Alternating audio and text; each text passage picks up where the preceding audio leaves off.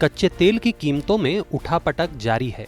बुधवार को Brent crude का भाव $117 प्रति बैरल के करीब है। गौरतलब है कि मंगलवार को ब्रेंट क्रूड $123 प्रति बैरल के स्तर पर था। आने वाले दिनों में कच्चे तेल के भाव तेज रहेंगे, इसकी गहरी आशंका है। ऐसा क्यों हो रहा है, ये समझाया मनी 9 के संपादक अंशुमान तिवारी ने मनी सेंट्रल में। देखिए ये वीडियो।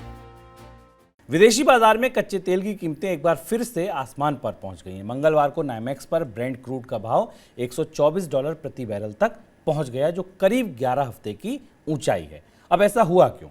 दरअसल यूरोप के देशों में रूस से तेल आयात सीमित करने पर सहमति बन गई है, जिसके बाद कच्चे तेल की कीमतों में जोरदार उछाल आया। यूरोप के देश 2022 के अंत तक रूस से तेल आयात 90% बंद कर देंगे। यूरोप का देश हंगरी था, जो अपनी ज़रूरत का सबसे ज़्यादा तेल रूस से आयात करता था। वहाँ एक वही देश ऐसा था पूरे यूरोपियन यूनियन में जो सबसे ज़्यादा दिक्कत कर रहा था कि आयात ना रोका जाए, उसके खिलाफ था। लेकिन अब यूरोप के अन्य देशों ने हंगरी को भी मना लिया, जिसके बाद इस साल के अंत तक रूस के तेल पर निर्भरता यूरोप के देश अपनी 90% खत्म कर देंगे। यूरोप के इस फैसले के अलावा कुछ और खबरें भी थी जो कच्चे तेल की कीमतों को सपोर्ट कर रही थी, तेजी की वजह बन रही थी। उसमें यह था कि एशियाई देशों के लिए सऊदी अरब कच्चे तेल की कीमतों को बढ़ा सकता है। इसके अलावा चीन में लॉकडाउन खुलने लगे हैं। कोरोना की वजह से जो लॉकडाउन लगे थे वो खुलने लगे, जिसकी वजह से ये उम्मीद थी कच्चे तेल की मांग बढ़ेगी। तो यूरोप का बैन, चीन से मांग बढ़ना, सऊदी अरब में तेल की कीमतें एशिया के लिए बढ़ा सकता है। इन तमाम खबरों के कॉकटेल ने कच्चे तेल की कीमतों में एकदम कह लीजिए आग में घी डाल दिया। सर, ये जो यूरोपियन यूनियन का समझौता हुआ है, इस समझौते के और क्या फाइन प्रिंट्स हैं? 90% मांग तो कम कर देंगे, कैसे आगे बढ़ेंगे, कौन शामिल होगा, कौन नहीं होंगे, उसकी समझौते की बारीकियां क्या है? शुभम, ये उस समझौते का इंतजार पूरी दुनिया के तेल बाजार और पूरी दुनिया के देश अलग अलग तरीके से कर रहे थे, और इसके कॉन्सिक्वेंसेस क्या होंगे इसको समझने की तैयारी पहले से की जा रही थी। इस बात की संभावना थी कि यूरोपीय समुदाय अंततः पुतिन की वार मशीन को रोकने के लिए इस सख्त कदम की तरफ जाएगा। और लगातार मनी सेंट्रल में जो लोग इसे फॉलो कर रहे हैं, हम लगातार इस पर नज़र रख रहे थे, और हमें संभावना भी थी कि अगले 15 दिन के अंदर यूरोपीय समुदाय के देश उन देशों को जो रूस के तेल पर ज़्यादा निर्भर है उन्हें समझौते के लिए मना लेंगे। और इसमें सबसे महत्वपूर्ण भूमिका जर्मनी ने निभाई, जिसने कि अपनी निर्भरता को कम करके समझौते की तरफ आने में सहमति जताई। और यूरोपीय समुदाय ने एक बड़ा फैसला कर लिया कि रूस का 90% तेल का जो आयात है उस पर प्रतिबंध लगा दिया जाएगा।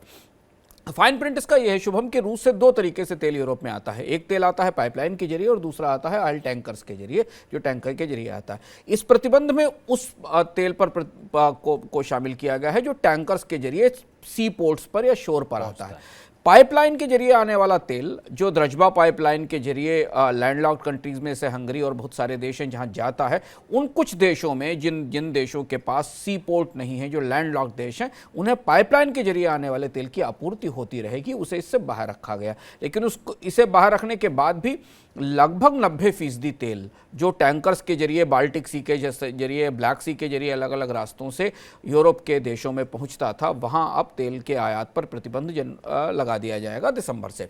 इस प्रतिबंध को सक्सेसफुल बनाने में, सफल बनाने में या इस पर सहमति बनाने में जर्मनी ने सबसे महत्वपूर्ण भूमिका निभाई। और जर्मनी का किस्सा दिलचस्प है। जर्मनी को द्रजबा पाइपलाइन से भी तेल मिलता है। द्रजबा पाइपलाइन जो रूस के भीतरी हिस्से से शुरू होती है, वो जर्मनी और पोलैंड की सीमा पर एक शहर है श्वेट, वहाँ पर जर्मनी की ऑयल रिफाइनरी है, वहाँ जाकर खत्म होती है।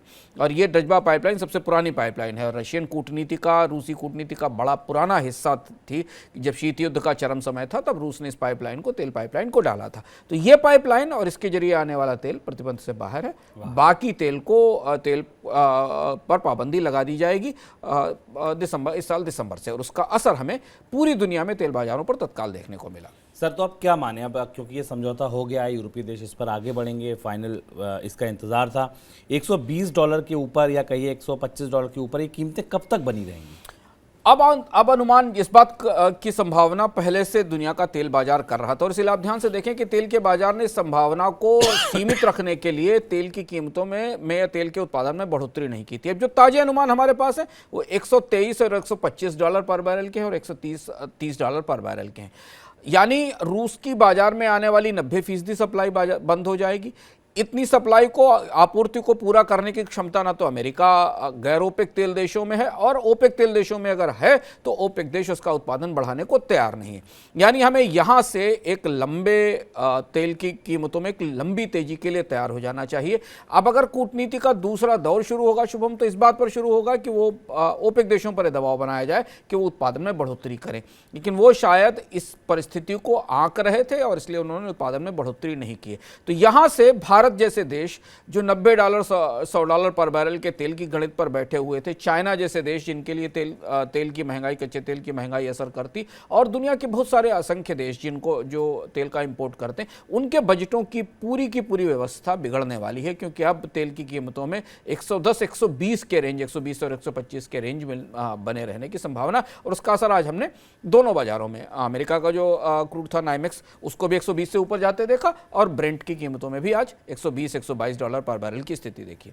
सर, अब भूगोल पर इसका क्या असर होगा? अगर हम अलग अलग देश देखें, सऊदी या ओपेक देश, रूस को देखें, अलग अलग इकोनॉमीज पर ये कच्चे तेल के महंगे होने का क्या असर होगा? सऊदी अरब से तो कल एक और खबर आई कि इस बीच जब यूरोपियन समुदाय में इस पर के लिए बैठक चल रही थी कि तेल की रूस के तेल पर प्रतिबंध लगाया जाना, उस बीच में सऊदी अरब ने एशिया के लिए जुलाई के क्रूड ऑयल के प्राइस बढ़ोतरी का संकेत दिया। यानी सऊदी अरब और ओपेक देश, जैसा मैंने कहा कि ओपेक देश इसको लेकर और एग्रेसिव होंगे, उनको दिख रहा है कि बाजार में डिमांड सप्लाई का ह्यूज गैप है, बड़ा गैप होगा, और प्रतिबंध होने के बाद अगले 3 महीने 4 महीने में इतनी तेजी से उत्पादन नहीं बढ़ाया जा सकेगा।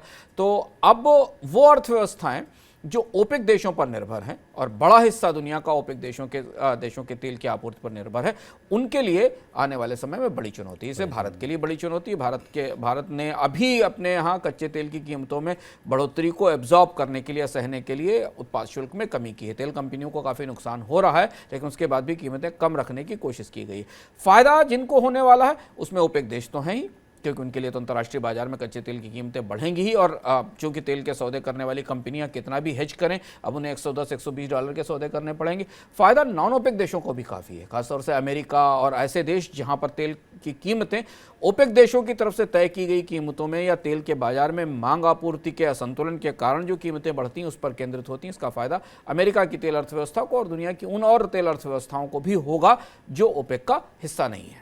सर, अगर आप भारत के संदर्भ में बात करें, महंगाई के नंबरों को देखकर, आज जीडीपी के नंबर आ रहे हैं उनकी रोशनी में, तो ये कच्चा तेल हमारी मुसीबत को कितना बढ़ा सकता है? ये लगता है कि अब एक बार उत्पाद शुल्क में कमी के बाद सरकार के पास ये परिस्थिति नहीं होगी कि वो दोबारा कीमतों में बढ़ोतरी बर्दाश्त कर सके, क्योंकि लगातार कीमतें 110 के ऊपर बनी हुई हैं।